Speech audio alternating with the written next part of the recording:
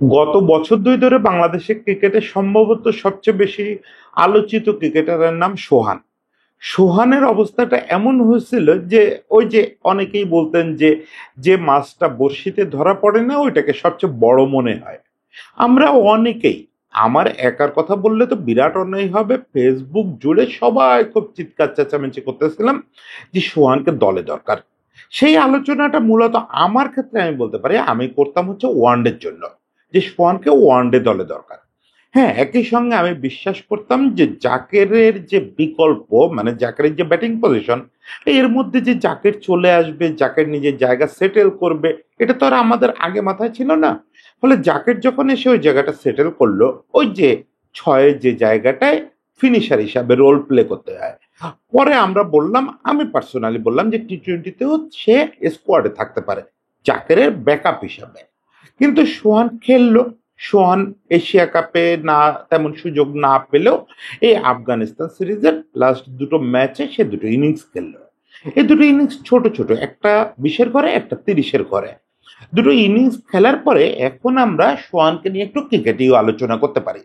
মানে এতদিনকের যে আলোচনা, সেই আলোচনাটা পুরোটার মধ্যেই বেশিরভাগটা ছিল আবেগ, এবং যে সমালোচনা সেটার মধ্যেও বেশিরভাগটা ছিল যুক্তিহীন একটা বিদ্বেষ।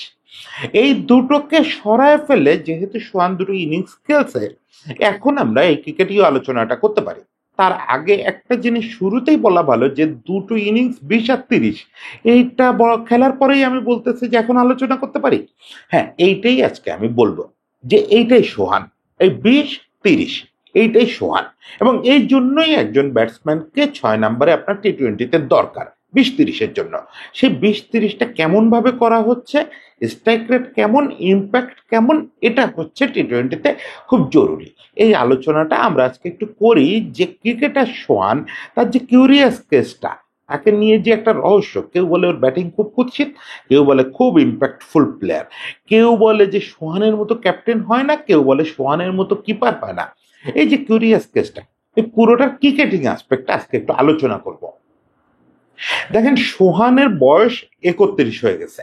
এখন সোহানকে নিয়ে এই যেসব আলোচনা করতেছি, এগুলোকে আপনি ধরে নিতে পারেন শুধু সোহানের জন্য না, আসলে আমাদের ক্রিকেট বোঝার জন্য। আমি আপনাদের জ্ঞান দিতে বসি নাই, এইটা আসলে আমাদের ম্যানেজমেন্টের অন্তত ক্রিকেটের বিভিন্ন পজিশনের যে বিভিন্ন ডিমান্ড এবং বিভিন্ন ক্যারেক্টার ক্রিকেটে যে দরকার, ক্রিকেটে যে 5টা আঙ্গুল একরকম হবে না, এটা বোঝার জন্য আজকের আলোচনাটা জরুরি। সোহান নিজে আর কতটা সার্ভিস দেবে বাংলাদেশকে? 31 বছর বয়স, যদি এখনো পুরোপুরি ছন্দে খেলে 5-6 বছর বড় জোর। 5-6 বছরের জন্য তো আমরা বিরাট কিছু করে ফেলবো না, কিন্তু তারপরেও ব্যক্তিগতভাবে সোহানেরও এখনো সময় আছে। কিন্তু আমি আসলে আলোচনাটা একটু ক্রিকেটের জায়গায় রাখতে চাই। প্রথমত হচ্ছে, সোহানকে যখন আমরা সবাই দলে চাইলাম, সেই চাওয়ার বড় অংশটাই আবেগ ছিল, সেখানে ক্রিকেট কম ছিল। আবেগটা কিরকম? আমরা ঘরোয়া ক্রিকেটে সোহানকে দেখতাম যে গিয়ে দুমদাম মারতেছে, 200-250 স্ট্রাইক রেটে ব্যাট করতেছে, একের পর এক ট্রফি জিততেছে, এবং একটা স্ট্রিট স্মার্টনেস আছে। স্ট্রিট স্মার্টনেস জিনিসটা ফ্যানদের খুব আকৃষ্ট করে। মানে মাঠে ভুতুড়ে কিছু সিদ্ধান্ত নেওয়া, হুটহাট করে ক্যাপ্টেন হিসেবে তো সে দারুণ জনপ্রিয়, দারুণ জনপ্রিয়। ফলে সে খুব জনপ্রিয় হয়ে গেল। কিপার হিসাবে যেটা হয় যে কিপিং এও মানুষ ওই যে খুব দ্রুত একটা স্টাম্পিং করা, তারপরে উইকেটের পিছনে চিল্লা পাল্লা, এগুলা কিপারদের খুব জনপ্রিয় করে ফেলে। ফলে সোহানকে জাতীয় দলে পাওয়ার যে দাবিটা, এটা ততটা ক্রিকেটীয় ছিল না, মানে যে জন দাবিটা ততটা ক্রিকেটীয় ছিল না যতটা আবেগের ছিল। আবার তাকে দলে না নেওয়ার যে দাবিটা, এটাও ততটা ক্রিকেটীয় না যতটা আসলে শুধু বিশুদ্ধতাবাদী একটা ভাব নেওয়ার জন্য। মানে প্রথমে সোহানের যারা বিরোধিতা করেন তাদের সম্পর্কে তাদের যুক্তিগুলো যদি একটু বোঝার চেষ্টা করি, যে সোহানের ব্যাটিং দেখতে সুন্দর না, সোহান অফসাইডে শর্ট করতে পারে না, সোহান উইকেটে লাফালাফি করে, সোহান মানে সোহান আসলে মোদ্দা কথা তার ব্যাটিংটা একদমই আপনার দৃষ্টিনন্দন না, দেখলে যখন তখন আউট হয়ে যাবে মনে হয়, যে কোনো অফসাইডের বলকে বানায় মারার চেষ্টা করে, মানে মনে হয় পারলে পা দিয়ে লাথি মেরে বল বের করে দিবে, এরকম একটা অবস্থা। ও কোথায় ব্যাট চালায়, কোথায় বল যায়, কোনো ঠিক ঠিকানা নাই। ফলে সোহানকে আসলে যারা ক্রিকেট ভক্ত, মানে প্রপার ক্রিকেট ভক্ত, সে 80-র দশক 90-র দশক থেকে দেখতে দেখতে আসছেন, তাদের কাছে খুব বিরক্তিকর একটা ক্যারেক্টার মনে হয় যে এরকম একটা চিড়িং মিড়িং করা মানুষ কেন ক্রিকেট দলে থাকবে। এখন এই জায়গাটাই আমরা আসলে ওই আধুনিক ক্রিকেটের আলোচনাটা করব, বা সোহানের এফেক্টিভনেস বা কিউরিয়াস কেসটা নিয়ে আলোচনা করব। ওই যে বলছি যে তার যে ভক্তরা তারাও এইসব কারণে সোহানকে দলে চায় না, আমি দলে চাই সোহানের ইম্প্যাক্ট এবং এফেক্টিভনেসের কারণে। দেখেন, আমার প্রথম কথা হচ্ছে যে আজকে যে জামানায় আমরা বসবাস করতেছি, এই জামানায় স্কোর করাই শেষ কথা। স্কোর করাই শেষ কথা বললেও আসলে ভুল হবে। আপনি দ্রুত গতিতে ইম্প্যাক্টফুল স্কোর করতে পারাটাই শেষ কথা। কেমনে করলেন? লাথি মারে বল বের করে দিলেন কিনা, যদি আইন পারমিট করে, যদি এটা আইন পারমিট করবে না, মাথা দিয়ে গুঁতো দিয়ে বল বাইরে বের করে দিলেন কিনা, কিচ্ছু যায় আসে না, কিচ্ছু যায় আসে না। কেউ এন্ড অফ দ্য ডে আপনাকে ওইগুলো দেখতে আসবে না যে সোহান চিড়িং মিড়িং করে রান করছে না কেতা মাফিক শট করছে। সোহান অফ স্টাম্পের 3 স্টাম্প বাইরে, 7th স্টাম্পের বল আগায় যাইতে যাইতে যাইতে যাইতে বোলার ডেলিভারি করতেছে, সোহান স্টান্স থেকে সামনে আগাচ্ছে, মনে হচ্ছে যে খুলনার দিকে রওনা হয়ে গেছে, হাঁটতেই আছে বলের দিকে, আর বোলার ও অফ স্টাম্পে যত পারে বাইরে বল দিচ্ছে। শেষ পর্যন্ত সোহান জিনিসটারে নিজের ব্যাটের মিডলে দিয়ে লেগ দিয়ে মেরে দিবে। এখন এটাতে আপনার সমস্যা কি? সমস্যা তো যদি কিছু থাকে বোলারের। এই যে ব্যাপারটা, এই ব্যাপারটা আমাদের মানসিকভাবে অ্যাকসেপ্ট করার সময় চলে আসছে। পৃথিবীতে এখন বহু ব্যাটসম্যান এসব বিচিত্র সব ব্যাটিং করে রান পাচ্ছে এবং তারা তার দলের খুব গুরুত্বপূর্ণ ব্যাটসম্যান হয়ে উঠছে। আমাদের কথা হচ্ছে যে সোহান যে পজিশনে খেলে, ওই পজিশনে তার যেভাবে রান করে এটা গুরুত্বপূর্ণ না, যে রানটা করে এটা ইম্প্যাক্টফুল কিনা। যদি ইম্প্যাক্টফুল হয় আমাদের সোহানকে দরকার। হ্যাঁ, প্রথমত হচ্ছে যেটা শুরুতেই বলছে, আমি বিশ্বাস করি সোহান হচ্ছে মূলত ওয়ানডের জন্য জরুরি। কারণ ওয়ানডেতে সে যে ব্যাটিংটা করে তার কিন্তু চিড়িং বিড়িং ব্যাটিং বাদেও একটা রূপ আছে, যেটা আবার পাবলিক একদমই ভুলে যায়। মানে পাবলিকের তো সামনে যেটা দেখে ওইটাই তাৎক্ষণিক সবসময় মাথায় থাকে। যেহেতু অনেক দিন ধরে সোহান শুধু টি-20 খেলতেছে, আমরা পর্দায় টি-20 বেশি দেখি, ঢাকা প্রিমিয়ার লিগের খেলা তো দেখা যায় না। মানে বেশিরভাগ লোকই দেখেন না, ওইটা লাইভ স্ট্রিমিং করে বিসিবির একটা ইয়েতে অ্যাপে, ফলে ওইটা দেখা যায় না। সোহানের কিন্তু একটা স্কিলফুল ব্যাটিংও আছে, সেখানেও সে খুব কেতা দুরস্ত ব্যাটসম্যান না, অফ সাইডে শট করতে পারে না সেখানেও, কিন্তু সেখানে তার খুব চিকিনেস আছে। সেটা হচ্ছে সোহান দারুণ গ্যাপ বের করতে পারে। এবং আমি বলবো যে ফিল্ড প্লেসমেন্টকে ইউজ করায়, মানে প্রতিপক্ষ কেমন ফিল্ড প্লেসমেন্ট করছে এটাকে ইউজ করে সিঙ্গেল ডাবলস বের করায় এই মুহূর্তে সোহানের কম্পিটিটর বাংলাদেশে খুঁজে পাবেন না আপনি। ওয়ানডেতে ওয়ানডেতে ওয়ানডেতে সে যখন ব্যাট করবে তখন আপনি দেখবেন যে ও পাগল বানায় দিচ্ছে শুধু সিঙ্গেলস আর ডাবলস নিয়ে। তখন আর এই চিডিং বিডিং করে 4-6 মারার বেশি চেষ্টা করে না, সেটা ওর ওই সময় দরকার নাই। তখন ও দু একটা স্লটে পেলে মেরে দেয়, না হলে ওভারে দেখা যায় যে 6 বলে 12 রান নিয়ে ফেলছে, দৌড়ায়। ফলে ও ওয়ানডের জন্য বেশি গুরুত্বপূর্ণ ব্যাটসম্যান। সোহানের কথা বলতেছি, অন্যান্য সোহানের কথা আরো পরে বলবো। এখন ওয়ানডের কথা যেহেতু এই মুহূর্তে বলতেছি না, সামনে ওয়ানডে সিরিজ, 3 বছর পরে ওয়ানডে দলে আসছে, আই হোপ যে সে ওয়ানডেতে রেগুলার হবে। 11-এ তো তাকে নিতেই হবে এবং সেটা কন্টিনিউয়াসলি নিতে থাকতে হবে, এ ব্যাপারে কোনো দ্বিধার সুযোগ নেই। সেটা পরে আলোচনা করব, আগে টি-20 ব্যাখ্যাটা দেই। টি-20তে আমি যেটা শুরুতেই বললাম যে আমার কথা হচ্ছে যে ইম্প্যাক্টনেস দেখা। এখন টি-20তে এবার আসার আগে তার টি-20তে যে পারফরমেন্স ছিল সেখানে একটা বড় সমালোচনা ছিল, দুটো দুটো সমালোচনা ছিল। যে একটা, তার অ্যাভারেজ খুব পুয়ার, মানে যতগুলো ম্যাচ খেলছে, এই 51 ম্যাচ হয়ে গেল, সোহান যে টি-20 কম খেলছে তা তো না, অনেক টি-20 খেলছে, অ্যাভারেজ খুব পুয়ার। আর একটা যেটা তার বিপক্ষে খুব সমালোচনা, সোহানের তো ক্যাপ্টেনও বানায় দেখছিলাম, কিছুই তো করতে পারে না। এখন এইগুলো ধরে ধরে জবাব দিতে গেলে আবার অনেক সময় মনে হয় যে সোহান, ওই যে অনেকে কমেন্ট করেন যে পেইড কন্টেন্ট কিনা, তো একাধারে এটা আমাকে জাকেরকে নিয়ে বললেও শুনতে হয়, সোহানকে নিয়েও বললে শুনতে হয়। সম্ভবত পৃথিবীর একজন বিরল মানুষ আমি, যে একই সঙ্গে জাকেরেরও পেইড কন্টেন্ট করি আবার সোহানেরও পেইড কন্টেন্ট করি। আমার সঙ্গে ওদের একটু পেইডের চুক্তিটাকে করায় দিতে পারলে আমার খুব উপকার হতো, খুব উপকার হতো। যাই হোক, জোকস অ্যাপার্ট, যেটা বলতেছিলাম যে সোহানকে আমরা টি-20তে যে অভিযোগে অভিযুক্ত করি, এই অভিযোগগুলো আসলে আমরা খেলা না দেখার ফল বা ওই সিচুয়েশনগুলো ভুলে যাওয়ার ফল। তো এক হচ্ছে টি-20তে অ্যাভারেজ কোনো কিছু ম্যাটার করে না, এক একদমই ম্যাটার করে না। টি-টোয়েন্টিতে অ্যাভারেজ থেকে যদি আপনি ব্যাটসম্যান চুজ করেন তাহলে এই মুহূর্তে যারা পৃথিবীর বড় বড় দলে খেলতেছে অনেককে বাদ দিয়ে দিতে হবে। আপনি ইন্ডিয়া দলেরই ব্যাটসম্যানদের অনেকের অ্যাভারেজ দেখবেন, মিডল অর্ডারে বা লোয়ার মিডল অর্ডারে খেলতেছে, অ্যাভারেজ আপনার কাছে খুব পুয়ার মনে হবে যে এই ইন্ডিয়া দলে খেলে কিভাবে। ওরা অ্যাভারেজ দেখে না। অ্যাভারেজ তো দেখবেই, কিন্তু কার অ্যাভারেজ দেখতে হবে? যে ৫-৬ ব্যাট করে, যে ৬-৭ ব্যাট করে তার অ্যাভারেজ যে দেখতে হবে না। তার আসলে দেখতে হবে হচ্ছে ইম্প্যাক্টটা। স্ট্যাক স্ট্যাক রেট দিয়েও আপনি অনেক সময় বুঝতে পারবেন না। সোহানের স্ট্যাক রেট তো যথেষ্ট ভালো। সোহানের স্ট্যাক রেট উঠে পড়েও সবসময় ১৩০-এর আশেপাশে থাকে। এটা যথেষ্ট ভালো। কিন্তু স্ট্রাইক রেট দিয়েও বুঝতে পারবেন না কেন? ও এমন একটা পজিশনে ব্যাট করে, ৬-৭ ব্যাট করে তো। ব্যাট করে কোন দলে? বাংলাদেশ দলে। বাংলাদেশ দলে ৬-৭ ওকে দুটো সিচুয়েশনে ব্যাট করতে যেতে হয়। হয় দলকে জিতায় বের করে আনতে হবে, নতুবা মান বাঁচাইতে হবে। এই ২ সিচুয়েশনের যেকোনো একটাতে যে সবসময় জিতায় বের করতে আনতে হবে, এই সবসময় সোহানের স্ট্রাইক রেট দেখবেন ১৭০ থেকে ২০০-র মধ্যে থাকে। আপনি দেখেন, আমি আপনাকে চ্যালেঞ্জ করলাম, ক্রিকইনফোতে প্রত্যেকটা স্কোর আছে, প্রত্যেকটা স্কোরের পাশে স্ট্রাইক রেট দেওয়া আছে। যেগুলোতে ওর জিতানোর মতো পরিস্থিতিতে ও উইকেটে গেছে, সেখানেও কখনো স্ট্রাইক রেট ফল করে নাই। হ্যাঁ, বাংলাদেশের টি-টোয়েন্টিতেও এরকম সব পরিস্থিতি হয়েছে যে খুব কুইক ১০ ওভারের কাছাকাছি সময়ে ৫ উইকেট পড়ে গেছে, সোহান উইকেটে গেছে। এখন তার সঙ্গী হচ্ছে মুস্তাফিজ বা কেউ, এদেরকে নিয়ে তখন সোহানের প্রতি ম্যানেজমেন্টের বলাই রয়েছে যে বাবা দেখ, এইটা খেলাটা কোনোভাবে ১০ ওভার থেকে টানে ১৫ ওভার নেওয়া যায় কিনা। তখন তো স্ট্রাইক রেট ফল করবেই।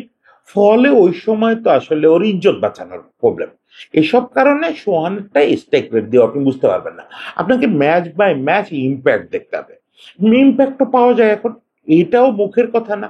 আপনি দেখেন প্রত্যেকটা ম্যাচে যান, ও যতগুলো টি-টোয়েন্টি ইনিংস খেলছে, যতগুলোতে ও দায়িত্ব পাইছে যে ফিনিশ করে আসো, সেই জায়গাগুলোতে এর ইম্প্যাক্ট কেমন, ওই ম্যাচগুলোতে ইম্প্যাক্ট রেটিং ওর কেমন। আমি আন্দাজে বলতেছি, এটা আমি দেখি নাই। প্রত্যেকটা ম্যাচে দেখবেন ওর ইম্প্যাক্ট রেটিং জয়ী, মানে আমরা তো বেশিরভাগ ম্যাচ হারছি, জয়ী দলের খেলোয়াড়দের কাছাকাছি, মানে টপ 3-4-এ ছিল। ও টি-টোয়েন্টিতে, এই ওয়ানডের কথা বলতেছি না, টি-টোয়েন্টিতেই ওর অবস্থাটা এরকম। মানে সোহান হচ্ছে ৫-৬-৭ খেলার জন্য বাংলাদেশের সবচেয়ে ইম্প্যাক্টফুল টি-টোয়েন্টি ক্রিকেটার। এই কথাটা এই সিরিজটার আগে বললে আপনারা আমাকে মারতে ধরতেন। ও আচ্ছা, আর একটা জিনিস, ওই যে ক্যাপ্টেন্সির কথা বলা হয়, কয়েকটা ম্যাচে ওর ক্যাপ্টেন দেওয়া হয়েছিল, ওখানে কি খারাপ করছিল নাকি? আপনাদের কি মনে হয়? একটু স্কোর বোর্ড গুলো ঘুরে দেখেন তো। ওখানে ইন্ডিয়ার বিপক্ষে একটা ম্যাচ ও আর সাকিব কিন্তু বের করে আনতে ধরছিল।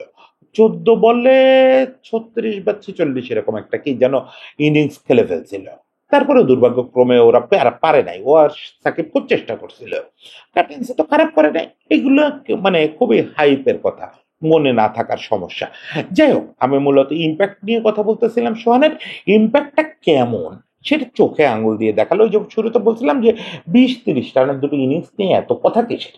২০-৩০ রানের ইনিংস নিয়ে তো কার্যত কথা হওয়া উচিত না। উচিত যদি ব্যাটসম্যানটা হয় ৬-৭-এর ব্যাটসম্যান।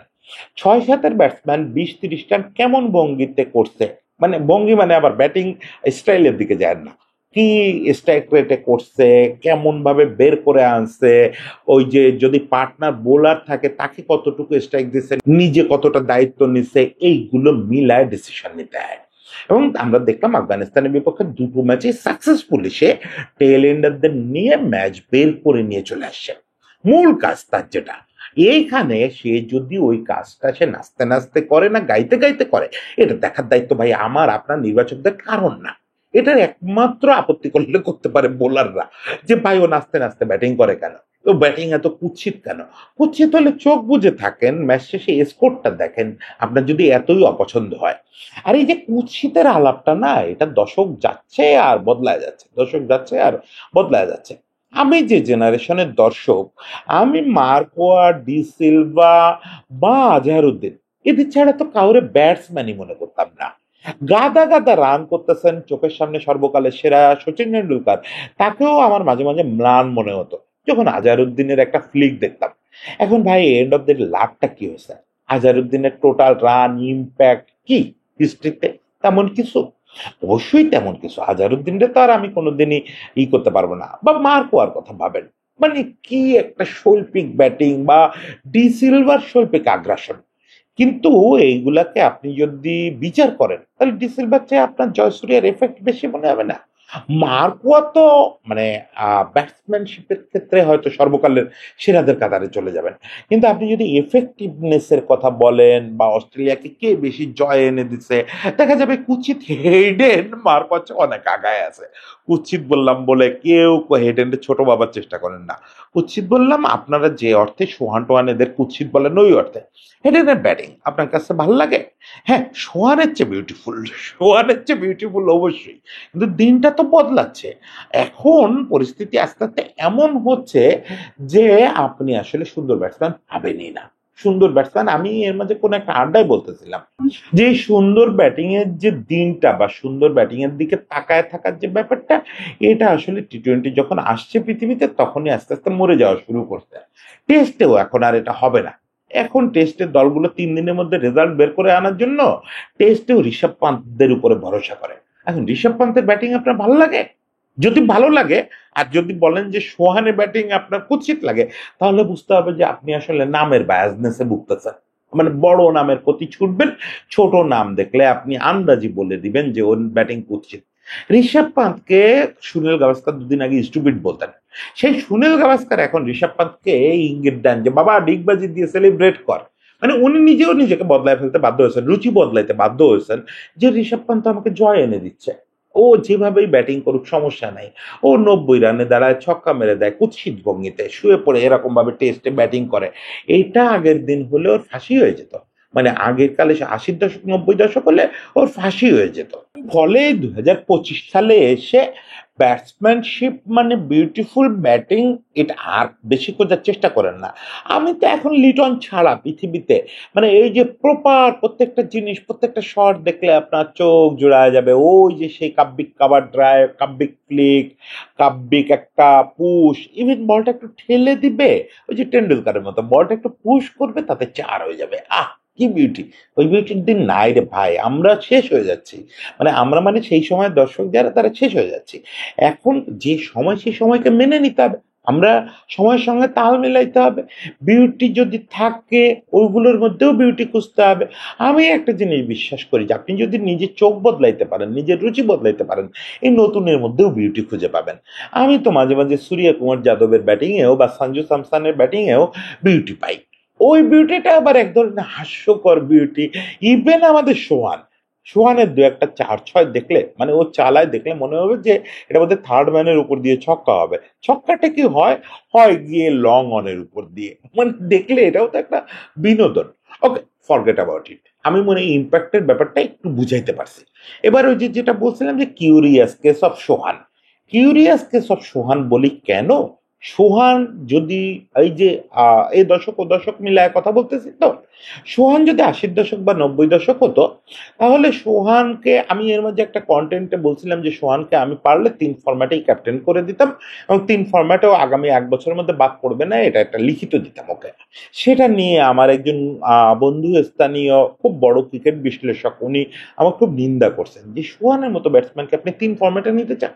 হ্যাঁ, মানে এইটা তো একটা সময় ছিল যে সোহানের মতো ব্যাটসম্যান, সোহানের মতো খেলোয়াড় 3 ফরম্যাটে থাকবে, এবং সোহানের যা যা বৈশিষ্ট্য, এই বৈশিষ্ট্য নিয়ে সে টেস্ট খেলবে, টি-20 খেলবে, ওয়ানডে খেলবে, টি-20 তো তখন ছিল না, এবং ক্যাপ্টেন্সি করবে। কেন? কারণ হচ্ছে 90-র দশক পর্যন্ত গিলক্রিস্ট পূর্বের জামানায় ওই 7-8 নাম্বার 6-7 নাম্বার ব্যাটসম্যান মানে কিপার ব্যাটসম্যানের কাছ থেকে কেউ ট্র্যাডিশনাল ব্যাটিং আশা করতো না। ওখানে গিয়ে ওই উড়াধাড়া করে যদি 30-35 রান যোগ করতে পারে, সেটা যে ফরম্যাটেই হোক, ওয়ানডে হোক টেস্ট হোক, ওতে ম্যানেজমেন্ট খুশি। মূল কাজ হচ্ছে তুমি খুব ভালো কিপিং করে 30-35 রান সেভ করবা, এবং প্রতিপক্ষের 2-3টা ব্যাটসম্যানরা আনএক্সপেক্টেড ভাবে ঘরে ফিরিয়ে দেবা। আর হচ্ছে তুমি যদি ক্যাপ্টেন হোক, ক্যাপ্টেন্সি দিয়ে আরো 30-35 রান সেভ করে দিবা। নানা রকম ম্যাজিক করবা, ব্যাটিং অর্ডারে নানা রকম অদ্ভুত উড়ে কাজ করবা, তখন তো অদ্ভুত উড়ে করতো না, ইম্প্রোভাইজড নানা রকম ব্যাপার করবা যাতে দলের জয় নিশ্চিত হয়। এই রোলটা সোহানের আশেপাশে তো বাংলাদেশে কেউ নাই, যে তার ব্যাটিং এর উপরে দিকে কেউ তাকায় থাকবে না, কিন্তু সে দরকার হলে দুর্দান্ত ফিনিশ করে চলে আসবে, বাকিটা সে তার ব্রেন এবং স্ট্রিট স্মার্টনেস দিয়ে করবে। এখন কথা হচ্ছে যে দিন তো বদলা গেছে, বললাম গিলক্রিস্ট পূর্ব জামানায় এটা সত্যি ছিল, কিন্তু এখন যে যুগটা আসছে তাহলে সোহানের জায়গা নাই? অবশ্যই জায়গা আছে, হয়তো টেস্টে আর জায়গা নাই। ওই যে বলছি যে আমি সুযোগ পেলে ৩ ফরম্যাটেই নিতাম, হ্যাঁ, এখন আর পারব না। কারণ টেস্টে আর টেস্টে ওই ৬-৭ এ তো আমাদের ব্যাটিং করে সেরা ব্যাটসম্যানটা, সেরা ব্যাটসম্যান ২ জন, মিরাজ আর লিটন। মানে আমাদের তো মূল ব্যাটসম্যানই হচ্ছে ব্যাট করে ৬-৭ এ। ফলে ওইটা তো আলোচনার সুযোগই নাই। কিন্তু ওয়ানডেতে এবং টি-টোয়েন্টিতে সোহান অবশ্যই চলবে, অবশ্যই চলবে, অবশ্যই চলবে। এখানে কিউরিয়াস কেস দেখানোর কোনো সুযোগ নাই। সোহানের এই ব্যাটিংকেই ভরসা করতে হবে। সঙ্গে আপনার মাথায় রাখতে হবে যে সোহানের যে ক্যাপ্টেন্সি এবং সোহানের যে উইকেট কিপিং, এটা আপনাকে এতটা আগায় দিবে, এতটা আগায় দিবে যে সোহানের ওই কুৎসিত ব্যাটিং, মানে দেখতে কুৎসিত ব্যাটিং এর ইয়েটা আপনি দুঃখটা ভুলে যাবেন। এই জন্যই আমি মনে করি যে সোহানকে অবশ্যই শর্টার ফরম্যাটের দরকার। এখন শুরুতে যে কথাটা বলছিলাম যে সোহানকে দরকার, মানে সোহান আর কতদিন সার্ভিস দিবে? সোহানের বয়স ৩১ হয়ে গেছে। সোহান তো লম্বা রেসের ঘোড়া আর নাই, এবং এই জাতীয় ব্যাটসম্যান খুব দ্রুত ফর্ম আপ ডাউন করে। এটা আপনি জাকেরকে দেখে বুঝবেন যে ৬ মাস আগেও, ৬ মাসও লাগবে না, এই এশিয়া কাপের আগেও জাকেরকে নিয়ে আমি এইসব এরকম গাল ফুলানো কথা বললে আপনারা খুশি হতেন, এখন বললে আপনারা মারতে আসবেন। আবার সোহান এই দুটো ইনিংস খেলছে বলে এখন আপনাদের কাছে আমার কথা মধুর মতো মনে হচ্ছে, কিন্তু এই সোহানই হুট করে ফর্ম হারায় ফেলবে। আর এইসব ব্যাটসম্যানের, এটা সেবাগের ব্যাপারে বলছিলেন সম্ভবত গ্রেগ চ্যাপেল বা ইয়ান চ্যাপেল, ২ ভাই কোনো এক ভাই বলছিলেন যে যারা মূলত হ্যান্ড আই কম্বিনেশনে খেলে, টেকনিক্যালি ভালো না, তারা যখন আউট অফ ফর্ম হয় দেখতে খুব কুৎসিত লাগে। মানে এমনিতেই তো এদের ব্যাটিংটা কুৎসিত, আরো কুৎসিত লাগে, তখন কোনো কিছু হয় না, ব্যাট বলের কাছাকাছিও যায় না, আরো কুৎসিত লাগে, যেটা জাকেরের ক্ষেত্রেও এখন হচ্ছে। এখন বাংলাদেশে সবাই হঠাৎ করে জাকের বিদ্বেষী হয়ে গেছে, আবার জাকের যেই রানে ফিরবে তখন দেখবেন যে সবাই জাকেরের ভক্ত হয়ে গেছে। এই জাতীয় ব্যাটসম্যানের এটা একটা বিরাট ক্রাইসিস, বিরাট ক্রাইসিস, যে এদেরকে সবসময় ব্যাকআপে রাখতে হয়। যে জন্য আমি বারবার বলতেছিলাম আমাদের সৌভাগ্য যে আমরা দুটা প্রায় একই টাইপের ব্যাটসম্যান পেয়ে গেছি। জাকের কিপিং এ মানে সোহানের থেকে ৭৮০ কিলোমিটার পিছায় আছে, কিন্তু ব্যাটিং তো প্রায় একই রকম। ফলে ওই যে ৫-৬ জন্য বা ৬-৭ জন্য যে কোনো একজন রেডি থাকবে। যে আউট অফ ফর্ম থাকবে সে বাইরে থাকবে, যে ইনফর্ম থাকবে সে ভেতরে থাকবে টি-টোয়েন্টিতে। ফলে এই একটা প্লেসের জন্য দুজন আমাদের রেডি থাকবে, এভাবে আগাইতে থাকবে। এখন যে কথাটা আগেও বলছি যে এই আলোচনাটা মূলত সোহান কেন্দ্রিক, যত তার চেয়ে বেশি হচ্ছে আমাদের ম্যানেজমেন্ট এবং আমাদের দর্শকের এটা অ্যাকসেপ্ট করা যে এইরকম এফেক্টিভ কিছু ব্যাটসম্যানকে আপনার দলে রাখতে হবে, যার সৌন্দর্য, যার স্টাইল, এগুলো নিয়ে আর আলোচনা করা যাবে না। দেখেন আমাদের এখন ব্যাটিং অর্ডারের এমন একটা দশা হয়েছে যে আমাদের ব্যাটিং অর্ডারে তানজিদ তামিম আর লিটনরে বাদ দিলে প্রায় সবাই অফসাইডে কানা। তাতে আমাদের কি খুব একটা সমস্যা হচ্ছে? আমরা তো দিব্যি টি-টোয়েন্টি জিতে যাচ্ছি এটা দিয়ে। এখন এটা হলে খুব ভালো হয় যে এদের যদি অফসাইডে স্কিলটা একটু বাড়ানো যায়, খুবই ভালো হয়। কিন্তু না হলে তো সমস্যা নাই। এক সাইডে খেললে স্টিভেন স্মিথ সর্বকালের সেরাদের তালিকায় নাম লেখায় ফেলছে, এবং স্টিভেন স্মিথের ব্যাটিংও তো দেখতে কুৎসিত, স্টিভেন স্মিথের ব্যাটিংও তো ভালো না, তারপরেও তো করছে। ওইটার লিমিটেশনকে যে শক্তিতে পরিণত করতে পারে আমরা তারে সাপোর্ট করে যাব, তারে ব্যাক করে যাব।